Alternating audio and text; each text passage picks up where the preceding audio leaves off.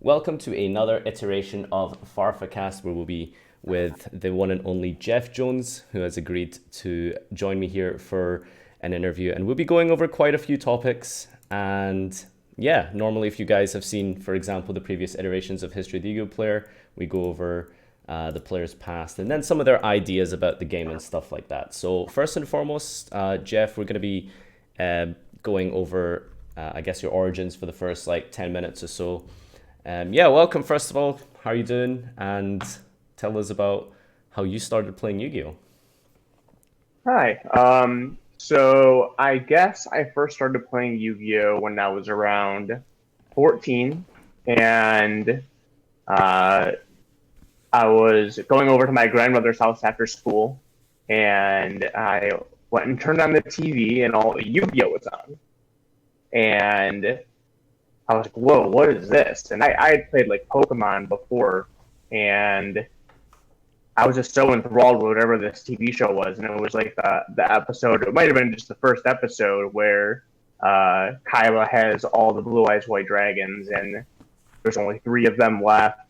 And so when my dad got home from work to pick us up, I was like, "Dad, we have to go to the card store. I have to see if they have this Yu-Gi-Oh game." And so we went there, and they did have it, and it was so funny because at the time they only had three of the Kaiba decks left. So I got all three of them, and in my head I was like, "Yes, I have like all the blue eyes white dragons. I have all three of them," because I thought there was only probably just three of them, like in the TV show.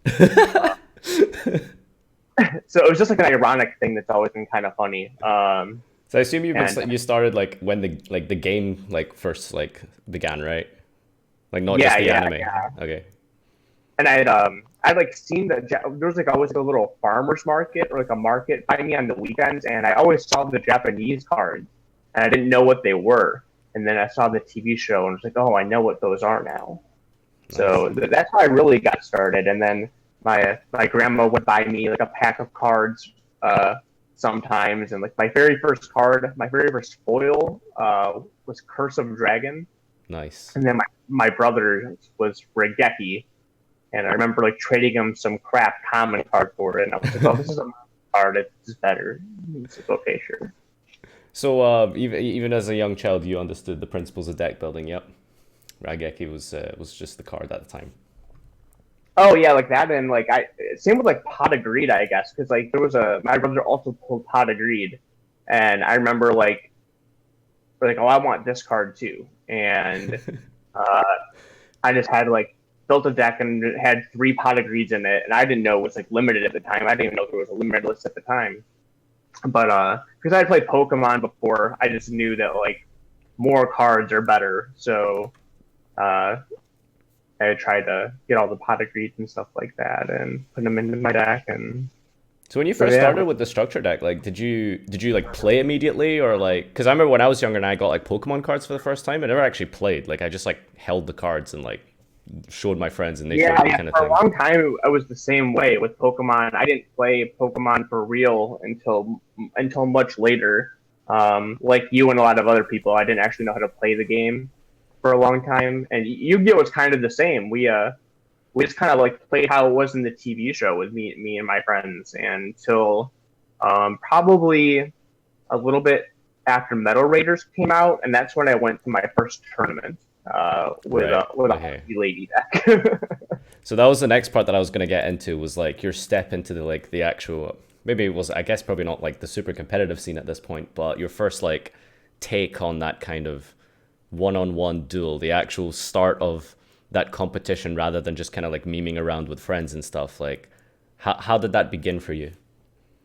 Yeah, so like the card store I always played Pokemon at and bought Pokemon cards from, I found out they had tournaments, and so I went there uh, to play in their Yu-Gi-Oh tournament, and I had this Harpy Lady deck that I had built, and it's like another funny story I always tell that in the very first rule book, when it talks about special summon monsters, it says special summon monsters are immune to some trap cards like Trap Hole. And so in my head at the time, I'm thinking, oh, special summon monsters are just immune to trap cards. Yeah, of course. Not so in my first round, I play against this guy, and I summon like a Harpy Lady, and I have 2 Elegant Egotists, and I play both of them and summon 2 Harpy Lady Sisters, and I attack. And I'm like, this is awesome. And he plays Mirror Force. And I'm like, all right, my Harpy Lady Sisters are immune to trap cards because they're special summon monsters. Of course, yeah. He's like, no, that's not how that works. I'm like, yes, it says in the rules that they're immune to trap cards. It says right here they're immune to trap cards like Trap Hole. Not thinking that Trap Hole specifically says like normal summon monsters, so it doesn't work on special monsters. So like I lost, and I was like really mad. I didn't go back for a while, and did that really jade you? Like, you kind of were you taken aback by that and like, oh shit, I don't want to play anymore? Yeah, because I was like, I just thought I was right. So I was like, all these people are just cheaters, right? I want to play with you. So I didn't like go back there for a while to play in the tournament. I just played with my friends, and then it was probably after Magic Ruler came out that I finally went back and started playing again, and like won my first tournament. The first tournament I ever won was actually with Exodia, with like Painful Choice and Backup Soldier. Wow. And okay. Yeah.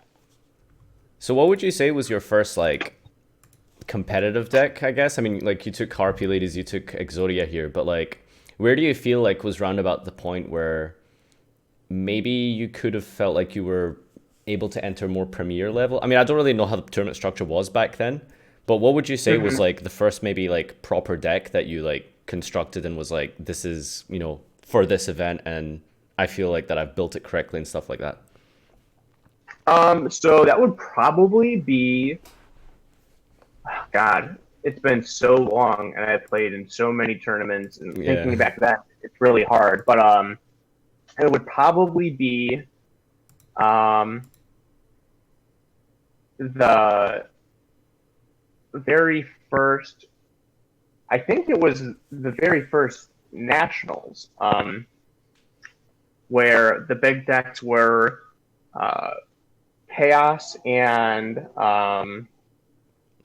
gosh, what was it? The Recruiter Warrior stuff? Magical Scientist, FTK. Right. And that me and my friend at the time, my best friend at the time, I went with him. His dad took him, and I went with him. And I'm pretty sure it was in Ohio. And I went X2. It was only top 8. I lost the last round to my opponent. Oh God, it was like I lost to like I basically just got like Yada locked in the last round, like some crazy stuff. So you did pretty well there. Yeah, I did. Yeah, that was my. It was there weren't like YCS or Shonen Jumps or anything yet. It was just there were some regionals, and I guess I had played in some regionals before then, and then I went to the nationals, and I did do pretty well for my first time. And at the time I didn't think that like X2 was really any good. There was like nothing to compare it with, right? Really? So I was just kind of playing. I was like, well, I didn't make the top 8. That kind of sucked. So it's really interesting that even back then you had this kind of mentality of like, you know, you had to kind of like go for glory. Like, I think for like a lot of younger duelists, if they get that far, it would just be like, oh yeah, I did really far, you know, I'm proud of myself. But it seems like you kind of wanted more out of the game, even back then. I think another reason that probably was that another person from Michigan, the same state as me, managed to make top 8 at that nationals. So I was kind of also probably just like jealous and kind of pissed at the time that like he made top cut and I didn't. So that's probably like had something else to do with it too, like a bit of jealousy back then. Yeah. Well, so I didn't want to spend too long on the origin stuff because I mean you've got a hugely documented history in the game and countless events and countless tops and wins and stuff like that. But is there any that specifically like really stick out to you, or ones that were just like that meant the most to you, even if perhaps you didn't go as far or whatever?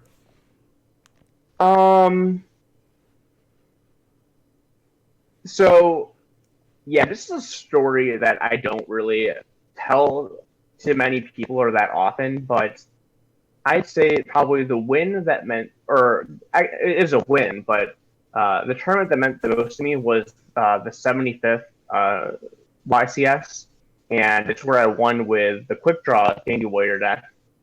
And the reason why it kind of meant so much to me is because the entire weekend had to work out perfectly for me because at the time, um, I was, God, it was just so many years ago still now. I was pretty young in my early 20s.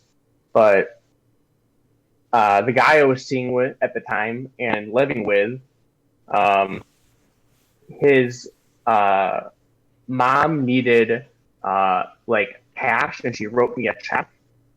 So she gave me this check and then I used the check, which was like $1,000 or something, to go pay my rent. And then uh, the check she gave me bounced.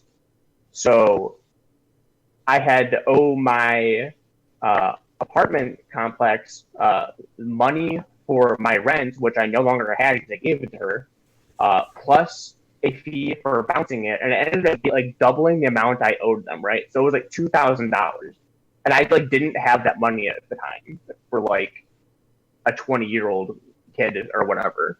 And so I was like, I don't know what I'm going to do. And that weekend, I went to the YCS and I won. And because I won, I was able to get that money back and like pay the money off that I owed for like my boyfriend's mom bouncing that check.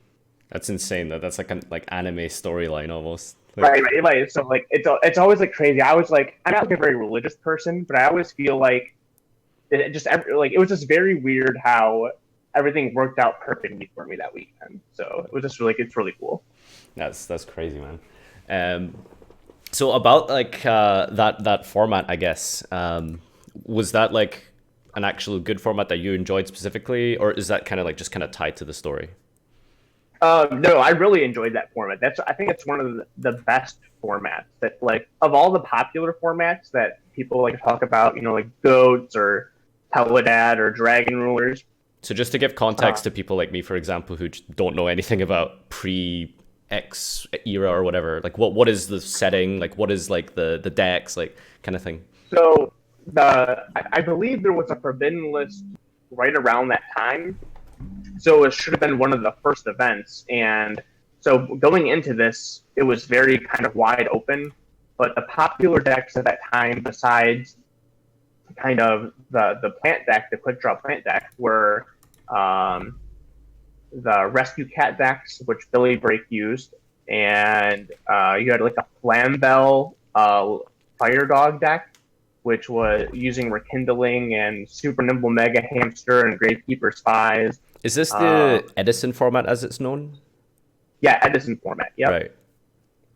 Then you had Lightsworn, Blacklings, Gladiator Beast. Like all of these decks were represented in Top Cut, and it was just a very diverse format. Nothing was too powerful.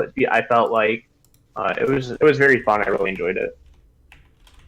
Nice, nice, nice. I'll be talking a little bit more about like formats and that kind of stuff in a bit as well. But just to kind of round off like the more personal part of you as like as a player and stuff like that.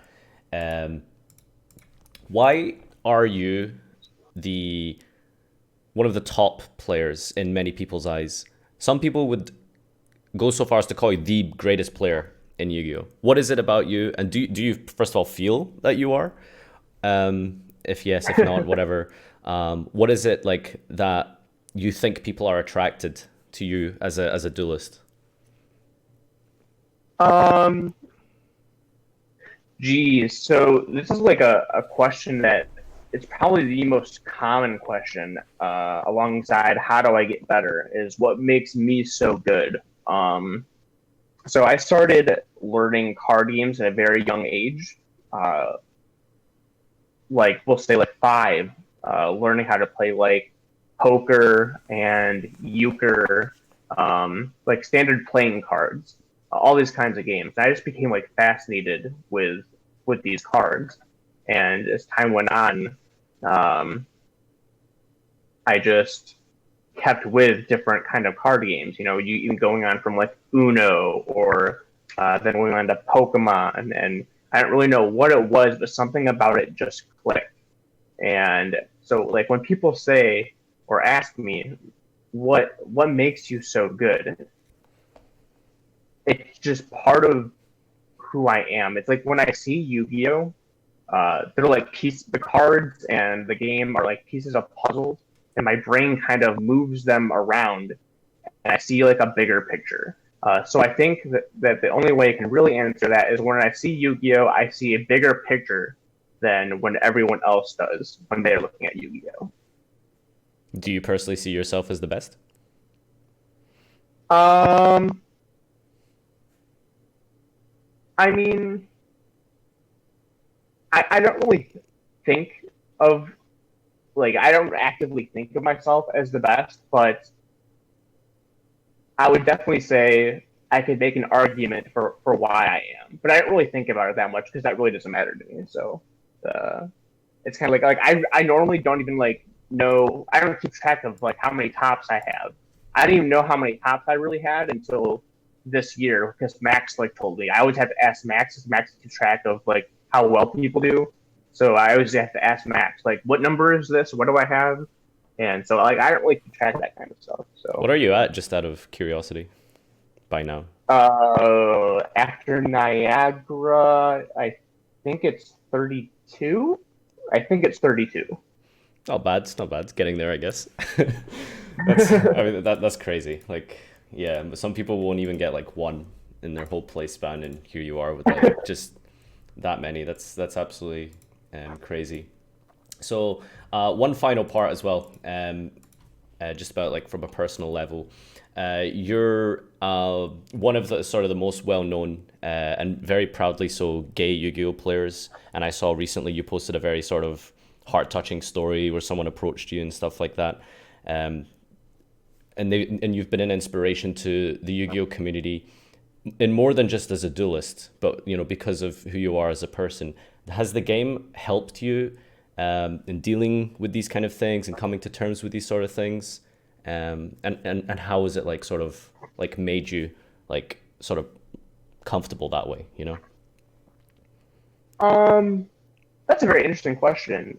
I hadn't really thought about it before, but as you were asking, it kind of made me realize that it probably has because when I was younger, starting to play Yu-Gi-Oh, I became friends with kind of a older crowd who also played the game. So when like, I was 16, my friends who played the game were like 20 or something, and I think that's kind of a like a common thing now. If you're younger and play Yu-Gi-Oh, a lot of your friends tend to be a little bit older. So I know like a lot of like 18-year-olds who are friends and they're friends with like 24-year-olds because of the game.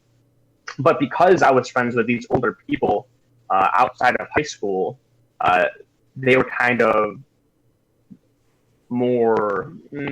I guess like more mature is the word, I guess, but they kind of like accepted me more out of like high school than like my high school peers would.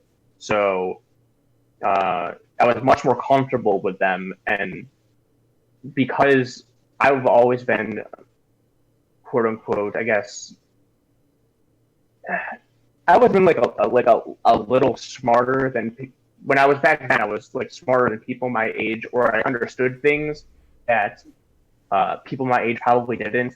Like in high school, people like just didn't realize that like this is like not the way the world works. Like life after high school is going to be much different, and that was just something I was always very aware of.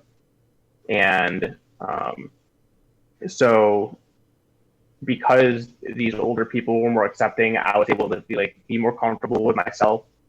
And I definitely think that like playing Yu-Gi-Oh has like helped me with that like much further in the past. And like I said, you've had a lot of people like you know say that you know you've inspired them to like you know be one with the community and stuff like that. And yeah, you're like a really good symbol for duelists who are gay. So that's really awesome. So moving on to the, I guess, more Yu-Gi-Oh general part. So that's Jeff as a person and where he's come from. I'd like to talk a little bit more about like understanding of the game and just like some of the concepts in Yu-Gi-Oh. So starting off very simply, what is it that's like special about Yu-Gi-Oh compared to other card games? What is it that interests you the most, and how is it unique for the positives in a positive way and a negative way to other card games? Sure. I played Right now I'm working with ARG to create a new card game. So that's something that is like taking up a lot of my time outside of Yu-Gi-Oh! And I played a lot of different games. I played basically if there's a card game that exists, I've probably played it at some point. So I've always come back to Yu-Gi-Oh! Even if Yu-Gi-Oh! Has been like kind of like boring or hasn't interested me as much. If I try to play something else, I always go back to Yu-Gi-Oh! And I've always like kind of wondered like why is that? And Yu-Gi-Oh! Is one of the only games that has been successful that does not use a resource system, and I find that very hard to replicate. So the fact that Yu-Gi-Oh does not have a resource system is very appealing. I noticed that people who have only ever played Yu-Gi-Oh and nothing else kind of struggle with resource-based games, especially the pacing of them. Resource-based games are normally much slower, and I think that's something that's very appealing to Yu-Gi-Oh is how fast it is and how good it feels when you are on the end of, when you're the person being able to do all of the fast things. It feels very rewarding when you get to use all your combos and stuff like that. So when I've had Max try to like play my game or play other resource-based games after only playing Yu-Gi-Oh, the fact that it was much slower was something that kind of deterred him from those kind of games. So I definitely think the fact that Yu-Gi-Oh is a non-resource based game that is very fast is what is the most appealing of it. Do you think that just with the pace of Yu-Gi-Oh and like over the last few years in recent formats, just how quick it's gotten, do you feel like links were sort of that kind of inhibiting factor that they tried to introduce to slow down the game? Or do you feel like just without a resource system, Yu-Gi-Oh is kind of destined to always be this super fast-paced game?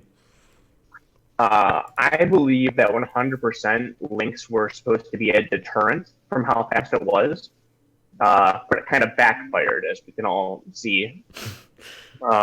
So I believe that Yu-Gi-Oh is probably always destined to be this fast, super crazy game. At some points, it will be much slower than others. We will have formats that probably don't end in a couple turns. It might be 5 turns. We might have like another kind of like Zodiac format, or it's kind of like this back and forth war of attrition type thing.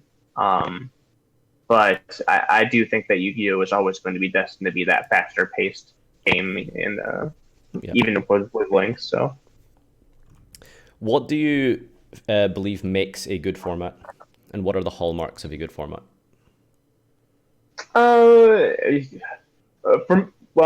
This is like very debatable, but for me, what makes a good format is a lot of people like one deck formats, and I hate it.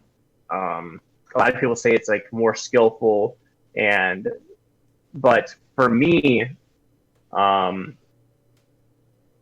you prefer diverse formats. I'm sorry. Yeah, I love diverse formats, but it's really hard for me to play one deck format because it's just like not fun to me. And realistically, I play Yu-Gi-Oh because I enjoy it, and it's really hard for me to like commit myself to something I'm not enjoying. So if it's a one deck format, it's harder for me to really get involved in it. Anything that's kind of like a rock paper scissors format or like a 3-deck format, I usually enjoy a lot. Those are things I really like.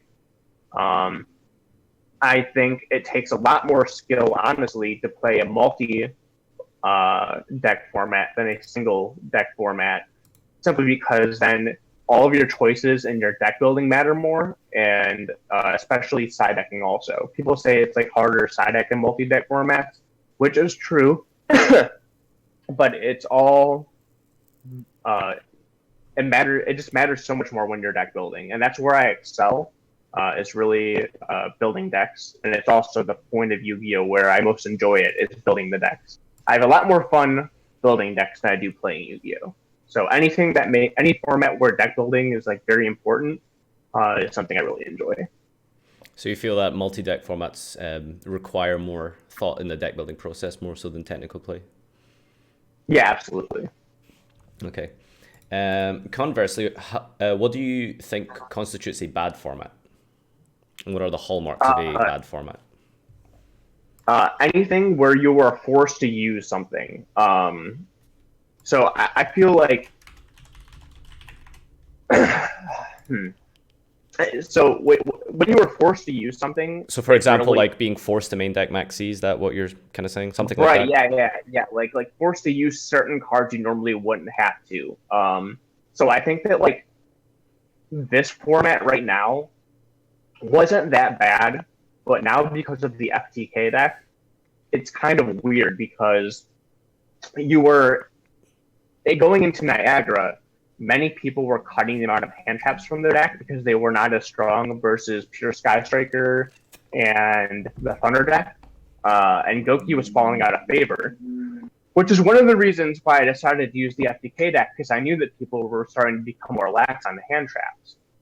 So then you add the FTK into it, which having multiple hand traps is how you like really beat the deck.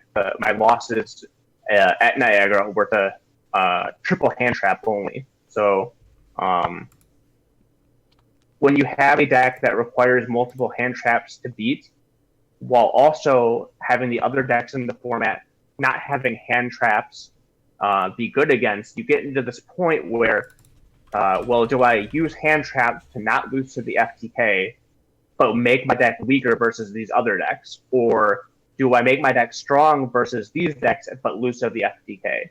And Mm-hmm. that kind of like conundrum is like something that I believe is very unhealthy. And that's something where I think would start to begin a bad format like that, where like you're punished either way.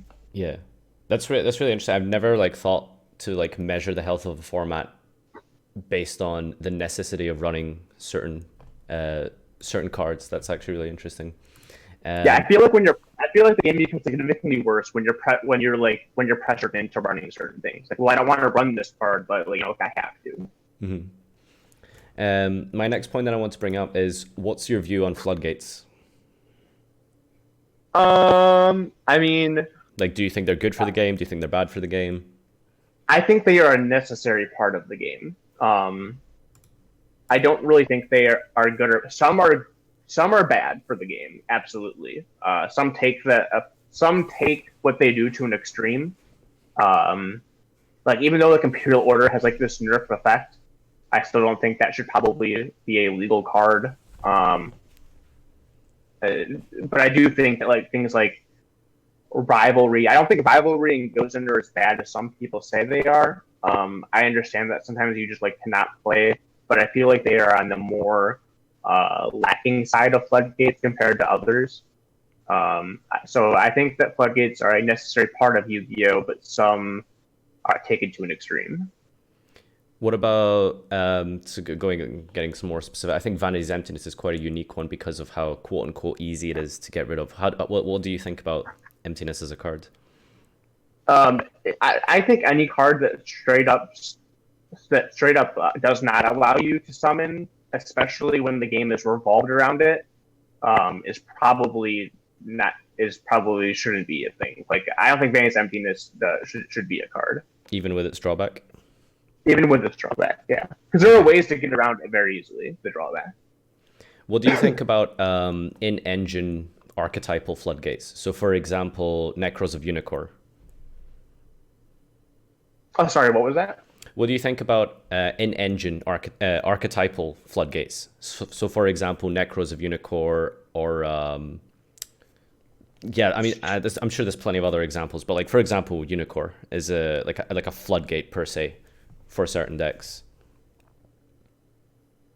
Can you hear me? No, you're breaking up really bad for me right now. I'm Sorry. sorry. Is this okay? Are we cool? Is it better? Hmm. No? Nope. Okay. Stream, can you hear me okay? Can you guys hear me on stream fine? Give me 1 second. Okay. You guys can hear me fine. Okay, cool. I think it's from Jeff's end.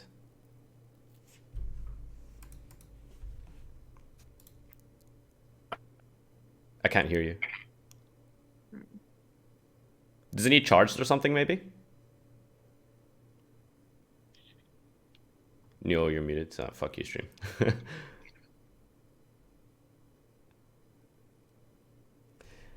Technical difficulties, boys. Give me a sec. Kickstarter for headphones. Yeah, just I'll take this time out to. Oh, are we back? All right. Can you hear me? Okay. Sorry, can you hear me? Yes, I can hear you. Can you hear me? Okay. I can. Thank you. There we go. Okay. You're a little bit quiet, but I should be able to turn you up a bit. Okay, now I can't hear you. Okay. Oh, I can hear you. Oh, okay. I think we're fine. So did you get my question? You're asking something about Necros. Yeah, pretty much. Okay, so like in archetype floodgates, so floodgates that, you know, boss monsters, stuff that you can summon that have like a floodgate effect, like Necros of Unicorn, like Colossus, for example. What's your view on those kind of cards? So Colossus is something I think that's like okay, where Necros of Unicorn takes it to an extreme.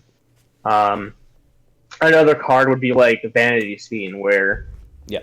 if that card sees play from time to time, it's much easier to out because it's a monster. But it's another one that takes floodgates to an extreme. So that's another card I've always been worried about is Vanity's Fiend and stuff like that. All right. How do you identify a good card and a bad card?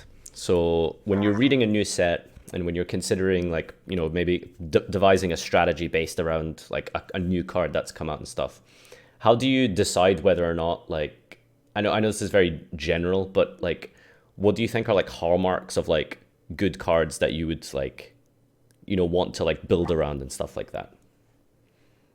So that's a very interesting question, and I was recently kind of talking about this last week, that I don't actively think of what makes something a good card, but something I'm very good at is reading and quickly identifying if it is a good card.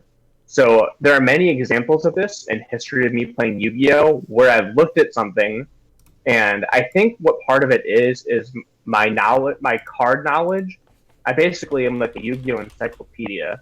So I am able to read a card and quickly know what its applications are compared to the rest of the card pool. A big example of this is Tour Guide from the Underworld. I was like the first person to ever use that card in Plants before Exceeds Monsters came out, just to get Sangan. Like, I read this card and I was like, this card just gets you Sangan, and Sangan gets you every card in your deck. This card is absurd. And no one else really realized that. And to me, that was like a very simple thing. Another one would be Mermail Abystius. When that card first came out, everyone was using Undyne Mermails. And I was like, wow, this card is insane. You can probably just build almost a pure Mermail deck with this card. So me and Billy Brake worked on a mono Mermail deck, which changed the way the Mermail deck was played for the entirety of Yu-Gi-Oh, basically. And it's just very easy for me to like look at cards and say, like, this is good, and I know this card works with these cards. And for some reason, other people just aren't able to do that, and it's just something that's always come naturally to me. All right. It's a little bit more specific now, rather than formats and cards. What are some examples of, well, not really examples, well, yeah, I guess examples, some of your like favorite cards in the game that have defined formats or that you've deck built around? So I guess probably that's really hard. Favorite cards that have like deck builders. You can give more than one example. Well, I have favorite cards, and then like I never really thought of favorite cards that have like built decks around. It'd probably be like something with Shadal's or like Shadal Construct. Honestly, it's just like Shadal Construct is just one of my favorite cards. I just feel like it's such a cool card that does so much. But that's probably one of them. I know you're to reverse that question. I'm sure I've seen you many times show disdain for Soul Charge. Did you? Yeah. What is it about Soul Charge that you hated? And because for me personally, when that card first dropped, I thought that was like a pretty fun format with the dragons and Sylvans and stuff. I thought that was really enjoyable. But what is it specifically that you didn't like about that card? So that's so when Soul Charge was at 3, it was very different because it was a card that you knew existed and was probably going to happen, right? Hmm. So there was no like surprise. So I had not a gigantic problem with Soul Charge when it was at 3, but when it goes to 1, it's a card that's so powerful Right. that there's no really play around, right? Okay. So like it's like it's very feel bad when you're on the receiving end of it. It just happens and you're like, well, that's the game. Hmm. If at any point we saw Soul Charge in the FTK deck, if it's like in your opening hand, you know no matter what that they're bad. Doesn't matter how many hand traps they have, you probably just won. And that's something that I really just do not like. Did you enjoy the Soul Charge format?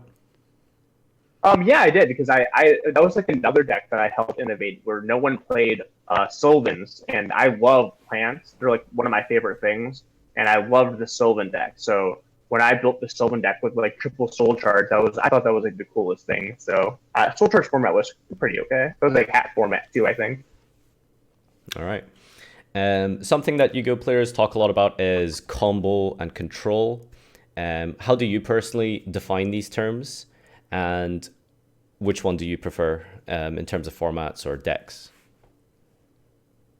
So I mean, I guess combo for me would be something like, like Goki or the FTK deck, while control would 100% be something like Sky Striker or Zodiac.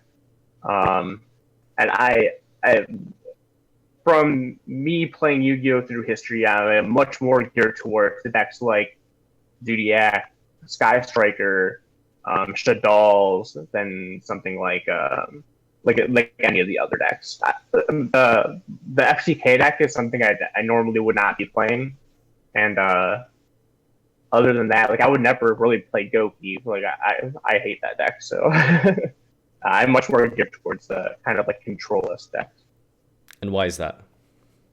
I feel like they are much more rewarding to play, and I feel like uh, in a very long tournament, so let's say like you have like 12 rounds, I feel like the best players playing the decks like Sky Striker uh, will do better than if they were the best player playing Goki. Um, so I feel like because Sky Striker is a deck that if you mess up a little bit, you probably get punished. Whereas if you play Goki, a lot of the times, or if you play a Goki or a deck like Goki where you mess up, a lot of times it's very lax on what you fucked up on, and you can probably still get there. That's not the case with something like Sky Striker. So if you mess up and fall behind, you're probably just going to lose. Mm-hmm. And because of that, I think that the best players will probably do well playing Sky Striker. Whereas, I know for me anyway, if I were to play Sky Striker, I would make less mistakes and do well in a long tournament. Whereas something like Goki, even if I do make mistakes, I probably still would do well, but they are more get hit more by hand traps. So you're in a long tournament, you're gonna get hit more by variants. So I think in a longer tournament, I think that the control like decks like Sky Striker are better. All right. For the sorry, what did I have up next here? Yep. So talking about the some of the decks that you've played in the past. So you've kind of like gravitated towards more control decks and stuff. You're also very famous for playing like the quote unquote roguish kind of types. I can remember somewhat recently you almost talked with, for example, like Dark Magician. Why is it that you've kind of like sometimes in a format where just a deck that you just would not see coming, you decide to like play it? And what is it about those decks that sometimes you enjoy more? Is it the challenge of playing like a harder deck, quote unquote, or a deck that's hard to gain success with, or is it a case of, you specifically saw some kind of potential there that no one did? So with the case of Dark Magicians, it was I think I got like 33rd at that event. I was Yeah. X2 and 3rd. That really sucked. That's like a real bad beat. But it was more of a lot of times when I play those decks, I'm not very active in those formats. And if I'm going to an event, I'll just kind of play something that's kind of fun, and it just so happens that I can like do pretty well with them. So like with Dark Magician, I know how my deck works really well, and it also helps that if you use obscure things, your opponents are less likely to know what to do, and that's absolutely the case with Dark Magician, where if they don't know what to stop, you're like they might stop a wrong thing, and then you're like, all right, well I have this card that you didn't really know existed, so now I'm going to win. So that was definitely the case with Dark Magician, where it was fortunate for me that because like I'm a good player, also my opponents really didn't know what my cards did, and that was like also the case with like the Grand Soil Psychic deck that I got second with many years ago. I just went and played that deck for fun, but I just kept winning because my opponents didn't know what my cards did. I would keep going into time because I had to read my cards a million times, and then the psychic monsters would let me gain a bunch of life points, and like that wasn't my intention. I was just going to have fun at that event because I wasn't really playing at the time, but it just kept working out every round. So that's definitely like a very big case with a lot of the roguish decks I've used before. So it's not a case of you making a meta call, it's just a case of you kind of just sort of going with the flow and trying to have a little bit of fun, I guess. Yeah, absolutely. So I said, like, I play Yu-Gi-Oh because I enjoy it, not because I like want to be the best or like win all the time. Winning is obviously great, but if you're not having fun, there's really no reason to do it, in my opinion. So, yeah. All right. Just before we move into some deck building questions, for sort of general overview of Yu-Gi-Oh! I think throughout a lot of time, there's been a lot of doomsayers in Yu-Gi-Oh! Whenever like a new archetype or new mechanic comes out, people are very much like, oh god, this is like Yu-Gi-Oh's like dead forever now and stuff like that. Has there ever been a point where there was a certain card released or a certain mechanic introduced that you felt like, wow, I don't think I want to keep playing anymore? Um. Hmm. Like maybe your lowest point in the game where you just felt, wow, I hate this like format, or this card sucks, I don't want to like see it again, kind of thing. I feel like there has, but I'm really just kind of like drawing a blank.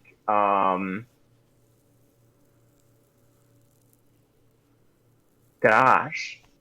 I guess maybe to be can I help you out? I guess there's Master 04 is I would think is maybe the most controversial change in Yu-Gi-Oh.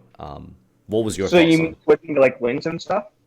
Well, more general, like, for example, maybe when Pendulums came out, you thought that that was like the end of Yu-Gi-Oh, or just like maybe for one Yeah, example that that was older players give me really is like, leaning towards. But when Pendulums first came out, I was like, this is so bizarre. This does not feel like Yu-Gi-Oh anymore to me.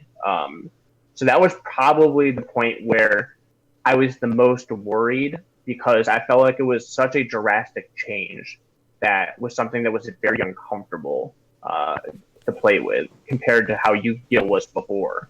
So I definitely say that probably Pendulum coming out was the closest point to where I felt like, ooh, maybe this is it. hmm.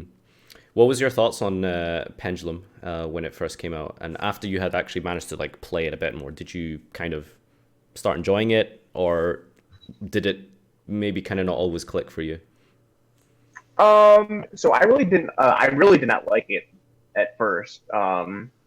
When like Pepe first started coming out, like I didn't want to play that deck at all. So I just played Monarchs at the time, which is not even close to being as good. But I kind of like enjoyed the Monarch cards.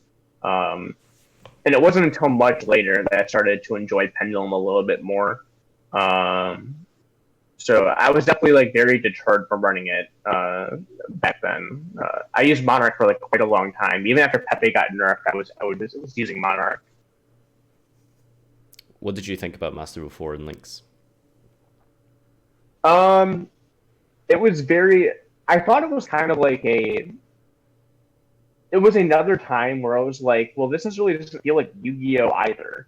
Like, it is very not Yu-Gi-Oh. Like all the arrows, I feel like it was very deterring for new players, which worried me the most, honestly, because uh, I understood Link summoning basically the very first day, but I knew that other people would not, and it would take them a while to get used to.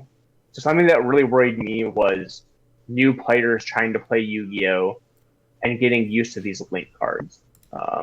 So while I personally didn't have a huge problem with them, my biggest problem with Links is how it seemed to deter uh, newer players or players trying to get into the game.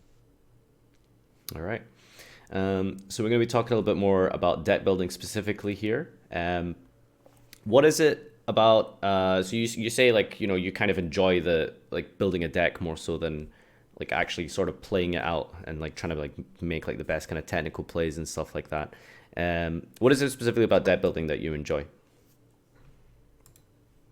Um, because like I said before, like I kind of view Yu-Gi-Oh as pieces of a puzzle, and I think what I enjoy is kind of like putting all the cards together to where like they make sense. And I kind of like that trial and error aspect of, all right, well, like this piece doesn't fit, let's replace it with something else. Like, does this make the bigger picture look good? Like, does this make sense?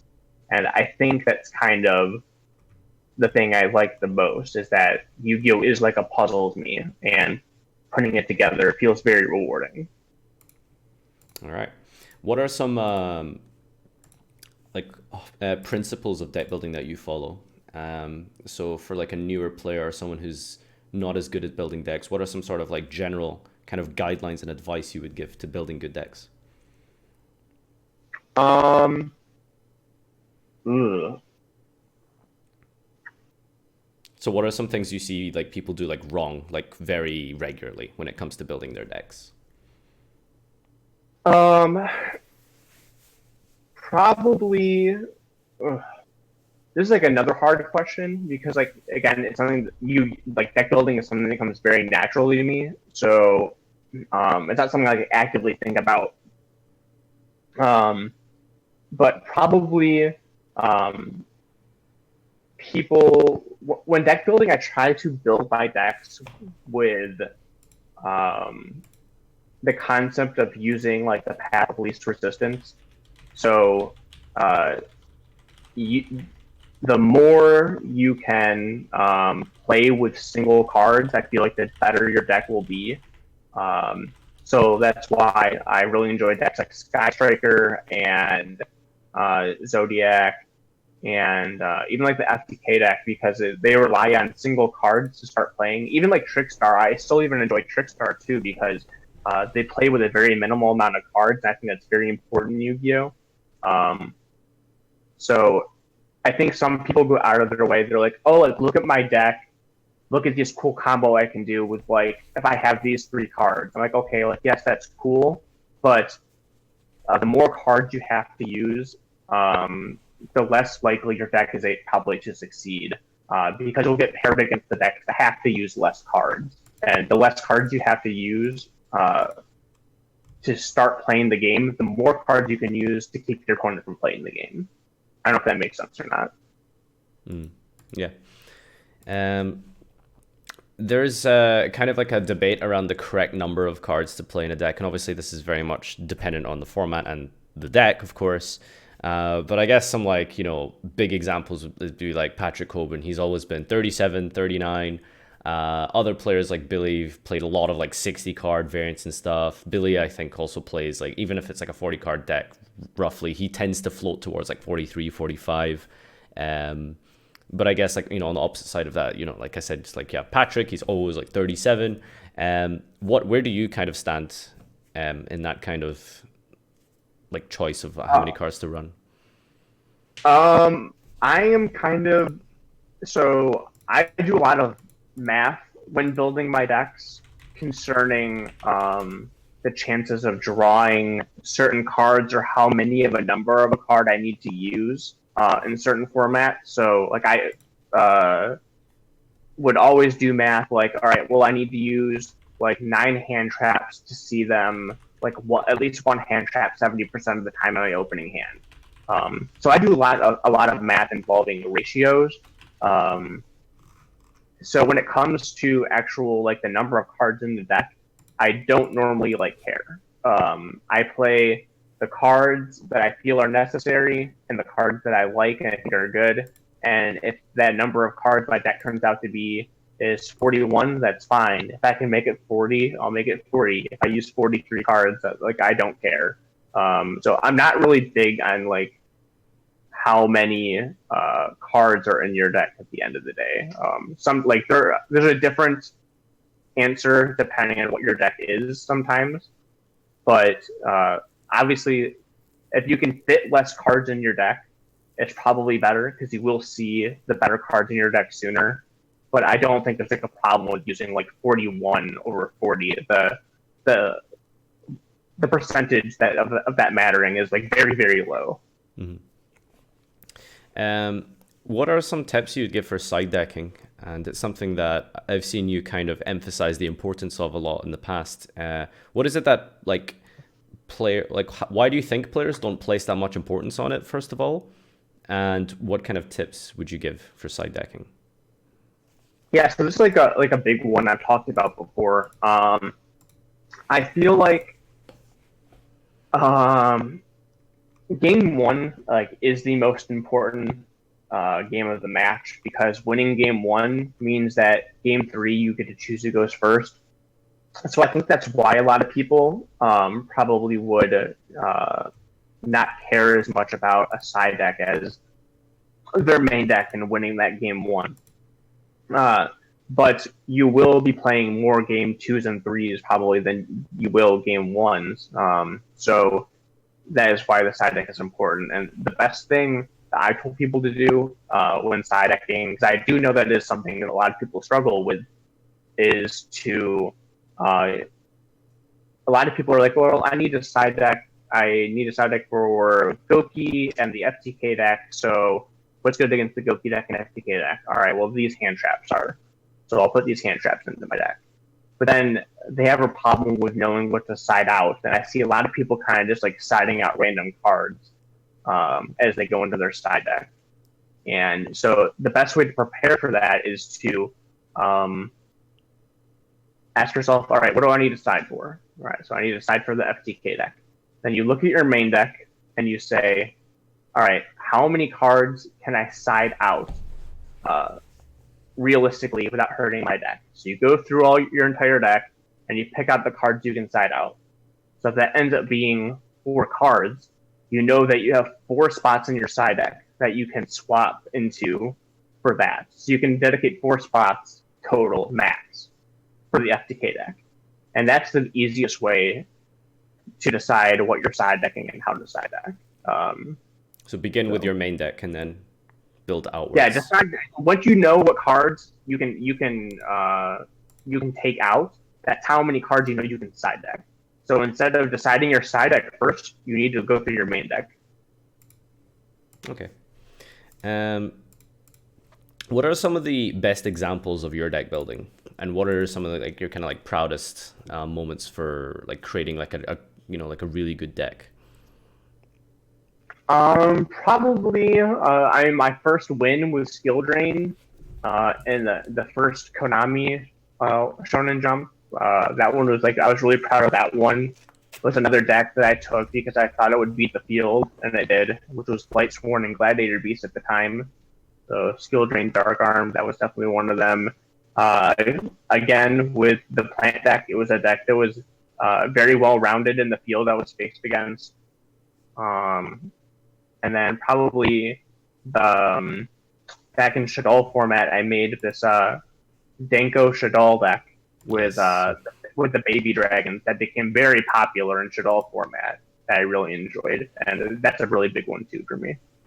That was personally one of my favorite decks I played when I first started getting into the game competitively. I pretty much played your deck at my regional.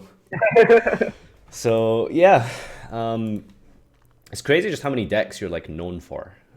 So I mean, yeah, it is kind of crazy, but when you think about the amount of time that's passed that I've played, it's probably not as crazy. yeah. Like, sometimes I think like, wow, like so much time has passed. I've like seen so much and like been able to accomplish so much, but just it is kind of crazy sometimes. So talk a little bit about technical play. It's not something that you particularly focus on so much, but what is it that you like, or what kind of point was it that you kind of started realizing like, I need to like play better rather than just like make like good decks and stuff, and like how did you like fix like some of the issues you were having when it came to technical play? What is it about technical play, just as like a rough kind of guideline that you do that like sets you apart from the average duelist? Hmm. Again, it's like a really rough question for me because Yu-Gi-Oh just comes so naturally to me. So like when I'm playing, I always keep using like the puzzle analogy, but even when I'm playing, things are kind of like pieces of puzzles. So in my head, I'm like, all right, so this card goes here, which interacts with this card, which will have this card, which could interact with this card if he has that, and like I go over that like fairly quickly in my head most of the time, which most of the time I'm able to.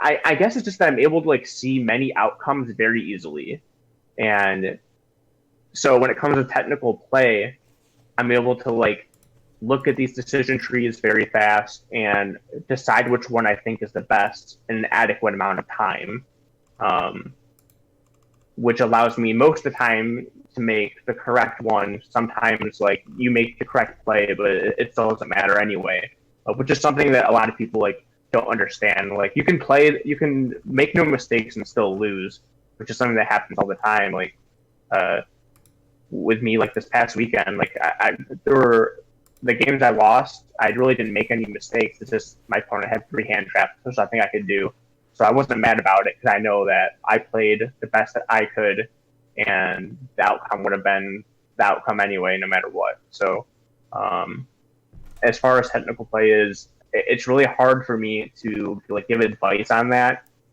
simply because not everyone's brains work the same. Everyone is different, and it's just how I look at the game and how it works for me.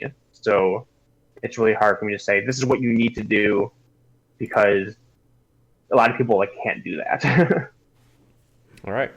Um, so just for anyone in the chat, we're quickly approaching about an hour now. So if you have any questions, try to keep them fairly general. Then please tag me in the chat and I'll do my best to ask some. So just for my last point here, before we go into like a little bit of Q&A, in terms of like reading your opponent and like trying to get like like doing like mind games and that kind of stuff, do you think that's an important part of technical play? Is that something that you try and do a lot? And if so, like how can you like get better at So it is very important, and there are definitely some times in history where my mind games have been kind of publicized. A really big one was against a Cliveboard opponent in top 8 or top 4 of a tournament that was being streamed, and that was like a big one. But the mind gaming thing, like again, like isn't something I'm actively thinking about. A lot of times it's kind of on the fly. Like I realize that like, all right, I have to do this, or like something really bad is going to happen, so I have to start making shit up, right?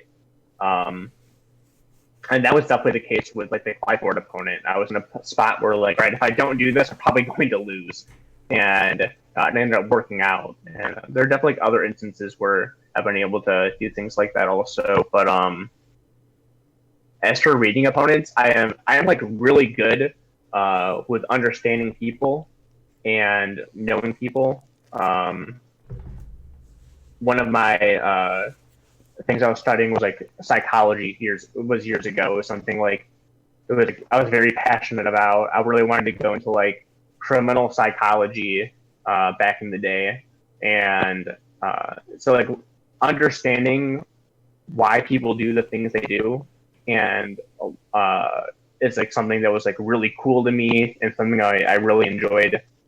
So I definitely like apply that to Yu-Gi-Oh also with like body language or picking up on little cues of how they say certain things. A lot of people are like really bad at like letting certain things be known. One of my opponents at like the 200th this year was like searching their deck for a card, and they didn't find it, and they're like, "Oh, I already have it." And it was just like by the way he said it, I knew that he didn't. So I knew to like stop a certain card, and he's like, "Yeah, I decided it out, and I forgot." So I just knew by like the way he said it that like, all right, he's just lying. He actually doesn't have it. I see. All right. So we've got quite a few coming in here. I'm trying to pick out some of the best ones.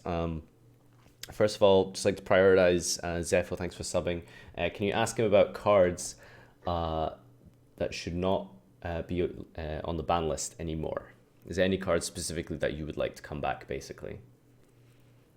I mean, yeah, there's a lot of them that don't really need to be there anymore. We always make fun of like tribe infecting virus, time seal. I'm sure there's like quite a few more. Obviously, like construct, like that doesn't need to be there. Japan has 3 construct right now, and Skulls really don't do anything. So Shadal's like the biggest one I want back. Shadal construct. What do you think about Shurit? I'm sure it could probably come back too. Yeah, absolutely. Okay. Not a question here, but Prisoner was really determined that I tell you that. Tell Jeff that just merely by being a cool guy and being talented, he's done more to help me accept my sexuality than most of the LGBT bullshit in the last 10 years. Sorry if that sounds cheesy. There you go. Oh, that's awesome. So, trying to pick one here. Has there ever been... Oh, shit. Has there ever been a duel where someone has taken you by surprise by a kind of like a tech card they had or some kind of like little interaction that they did that you just like weren't aware of? So the first thing that comes to my mind is was the YCS. I think it was Chicago one year where it was Necros, like Necros Shadal format, and I'm pretty sure I was undefeated at the time, and I had a feature match against Necros. I had been doing pretty good against Necros with my Shadal deck, and there was a point where my opponent, like, I had like a really good field of like Shekinaga, I think it was like Vanity's Emptiness, and like there's like no way I was going to lose, right? And he just like kept setting monsters to passing, and I'm like, eventually I'm just going to win. And at one point I had like my Shekinaga attack a face down, and it was DU Warrior Lady, which banished my Shekinaga while keeping my Vanity's Emptiness face up. And then he ended up coming back, and I lost. And I was just so tilted. And one of my friends at the time, like, must have seen the look at my face while I was having this feature match, and is like, "That is the first time I've ever seen you tilted in my life." And I was just like very pissed at that time. I was like, "Wow, I can't believe my Shekinaga attacked into a DU Warrior Lady and I lost." Like that's probably like the biggest one I can think of. Okay. It's a pretty good one here. What do you think can be done to bring normal traps back into the game and not just be looked down as these kind of a set of slow, pointless cards? Well, the very first turn of the game has to be not as important, so things like Firewall Dragon definitely have to go. As soon as something like Firewall goes, trap cards become much better because you'll be able to see subsequent turns more often. Even if Firewall doesn't go, I mean, there has to be like a lot of cards hit. But basically what has to happen is that the turn 1 has to be not as important for these decks that can just do so much. I am a big fan of trap cards in general, so I would definitely like to see them in the future. It's also really hard for traps to be good when there's like so much good spell and trap hates. Like you have Twin Twister, you have Heavy Storm Duster. Those cards are like very powerful in general. So Mm-hmm. yeah. What's your favorite summoning mechanic that they've implemented?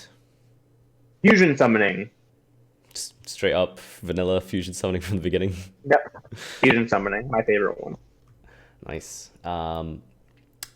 What do you predict for the metagame in London? Bearing in mind, of course, that we don't have Sorceress. You do not have Sorceress, no. I'm going to guess a lot of Thunder Dragon. A lot. Okay. Anything else?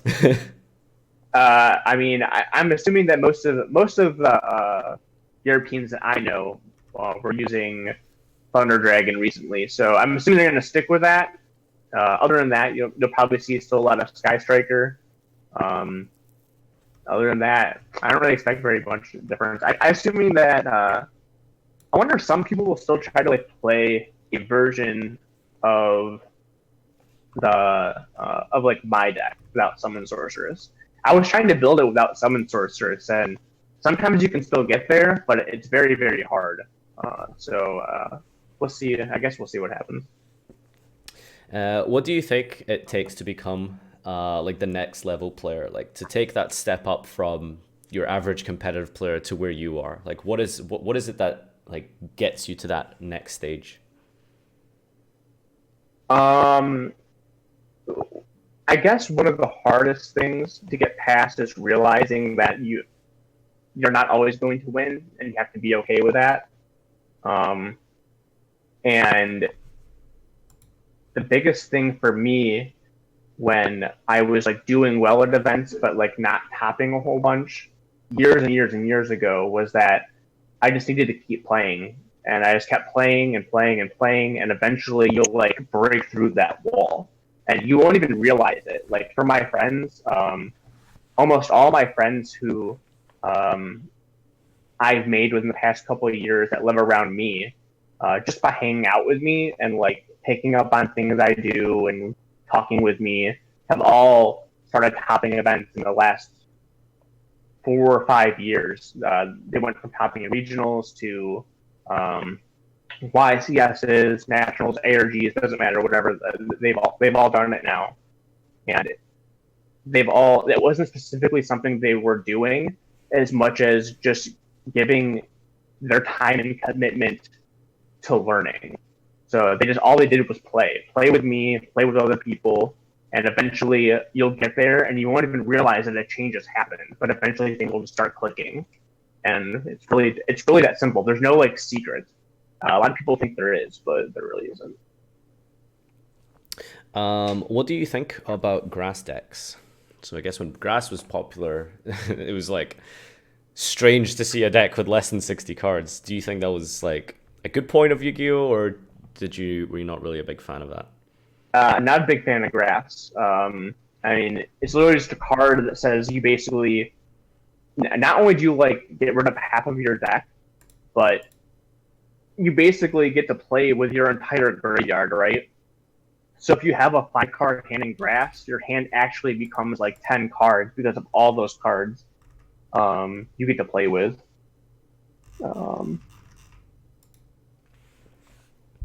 Sorry, give me 1 second. Oh yeah, sure.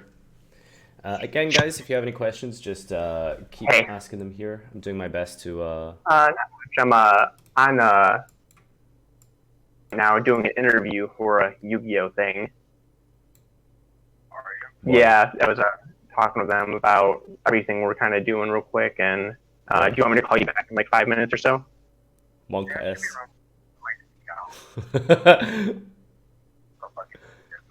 Yeah, I know. I hear you. Not me. Yeah, I'll give you a call back in a minute. Thank you. What's going on? All right. Sorry about that. That's okay. Gosh. All right. Let's see. Oh, that's an interesting one. Do you have any Konami news that you're allowed to share that's coming up? Any Konami news? Yeah, just like latest happenings and stuff. Because I know you posted about the Summon Sword coming to Europe. I think you'd let us know first. Do you have any other? Oh yeah, Sorceress. No, not that I'm really aware of. Nothing too big. I think there might be some cool stuff coming to Pasadena, the YCS in Pasadena. So um, they'll probably announce that soon. I think I just heard something like that in the rumblings of YCS Niagara. Hmm. All right. Um, let's see here. So, you obviously topped with FTK, and I guess like that's now a thing in America. That's very popular. So, unfortunately, thanks, Jeff. By the way, uh, what do you think of FTKs in general? Like, are they good for the game, or is No, that no, absolutely not. They're terrible for the game. okay? Like, Good. yeah, Just clarifying, because no. like some people like really like think like yeah, FTKs are fine. It's your fault you didn't play around it, or I don't know. I think that's pretty much it for I can get for the some of the good questions here. I think we'll probably just wrap it up. Do you have any closing statements or anything you want to send us off with? Not particularly. I appreciate you having me on. I thank you for all your questions and the chat's questions. I'm always kind of apprehensive about doing this kind of thing, but once I get in the swing of it, I kind of enjoy it. So, Yeah, that's awesome. It was really good to finally have you on here, and it's been a real pleasure and very beneficial. So I hope a lot of you guys in chat and stuff, and those of you who've watched this later on YouTube, can benefit from some of the great tips and stuff that Jeff has given us here. So thank you again. Let's give him lots of Jeffs in the chat to close this one out. Thanks again for joining me, and until next time, peace out. thank you.